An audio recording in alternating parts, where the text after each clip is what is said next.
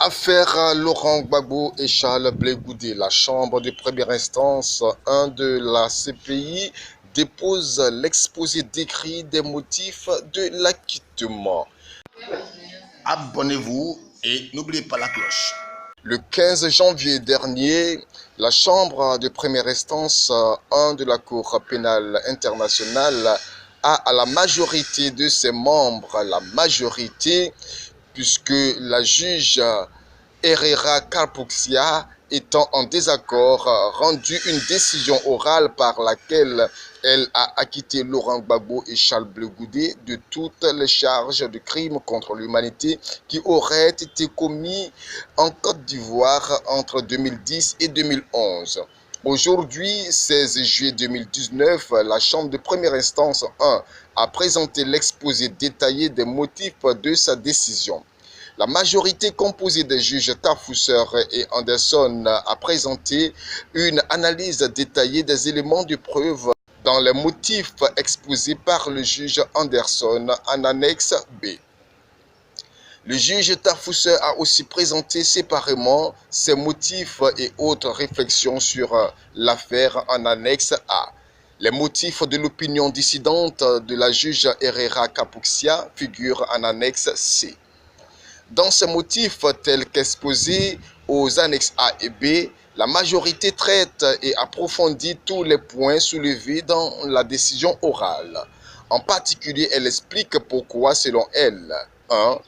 Le procureur n'a pas démontré qu'il existait un plan commun destiné à maintenir Laurent Gbagbo au pouvoir et comprenant la commission de crimes à l'encontre de civils.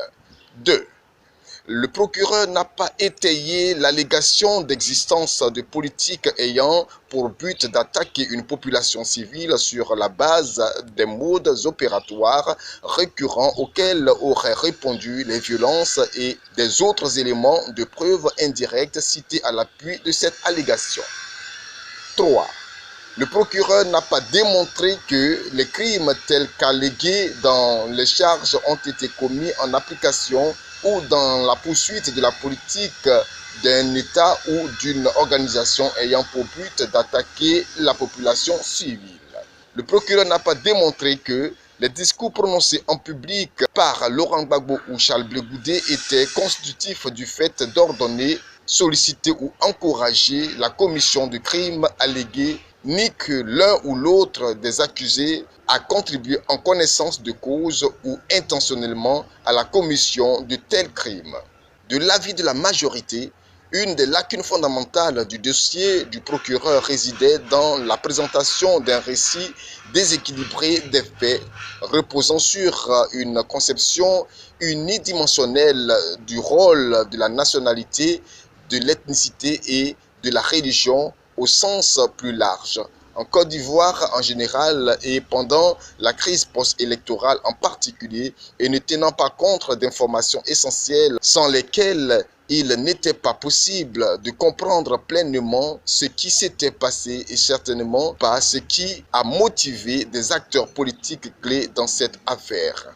Sans tirer de conclusion à cet égard, la majorité a jugé que ce qui ressortait des éléments de preuve apparaissait sensiblement différent du tableau brossé par le procureur. Elle explique également pourquoi elle estime que les éléments de preuve produits par la plupart des preuves indirectes étaient trop faibles pour étayer la déduction que le procureur demandait à la Chambre de faire.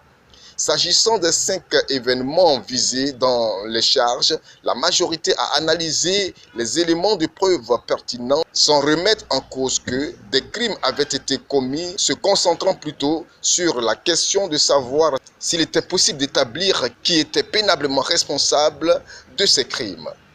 Il a conclu à cet égard que les éléments de preuve disponibles n'étayaient pas l'allégation selon laquelle les crimes en cause étaient le résultat d'une politique ayant pour but de prendre pour cible des personnes considérées comme des opposants politiques. En outre, elle n'a pas été convaincue que les éléments de preuve sur lesquels s'était fondé le procureur étaient suffisants pour établir l'existence dans le cadre de la commission des crimes d'un mode opératoire récurrent dont pourrait être déduit l'existence d'une telle politique.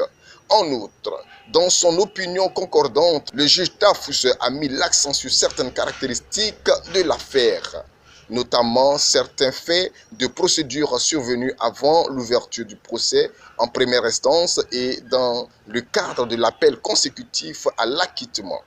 Il a également critiqué la prestation du procureur tant au stade des enquêtes qu'à celui des poursuites ainsi que celle de la défense.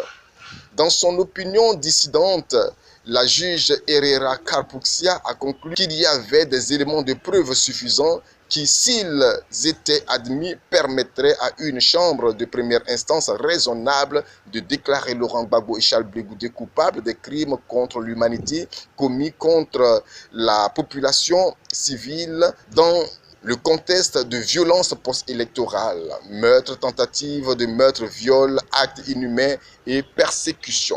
Laurent Gbagbo et Charles Blé Goudé restent en liberté provisoire conformément à la décision rendue par la Chambre d'appel le 1er février 2019.